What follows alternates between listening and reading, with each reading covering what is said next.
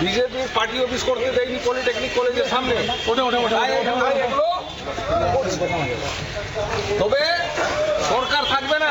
গ্রেফতারের পর হম্বিতম্বি টিএমসি নেতা, রীতিমতো পুলিশকে হুমকি দিচ্ছে সে। তোলাবাজির অভিযোগে জালে তৃণমূল নেতা, আর গ্রেফতার হওয়ার পরেও কিন্তু তার তেজ কমেনি, সে হম্বিতম্বি করছে। দেখুন।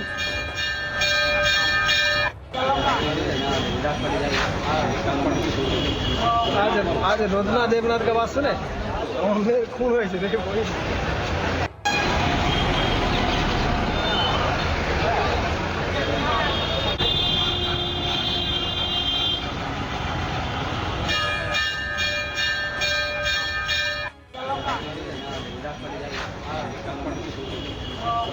आज रोजना देवनाथ का बात सुने खून हुए देखे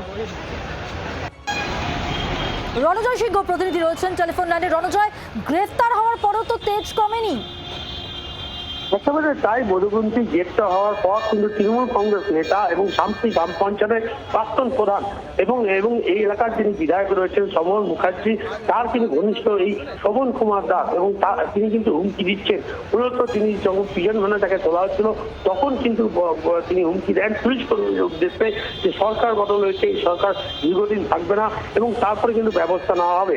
মূলত যে অভিযোগে তাকে গ্রেপ্তার করা হয়েছে, এলাকার এক ঠিকাদারের কাছ থেকে গত 26 তারিখে তোলার অভিযোগ, তোলা চাওয়ার অভিযোগ ওঠে এবং সেই সময় কিন্তু সেই ঠিকাদার ব্যক্তি শান্তি ফাঁড়িতে অভিযোগ করে এবং তারপরে কিন্তু পুলিশ এই শোভন কুমার দাসকে গ্রেপ্তার করেছে এবং আজ তাকে আদালত তোলা হয়েছে এবং শাসক আদালত তোলা হয়েছে। পুলিশের পক্ষ থেকে এই শোভন কুমার দাসকে নিজেদের হেফাজতে নেওয়ার জন্য আবেদন করা হয়েছে। মধুবন্তী, ধন্যবাদ।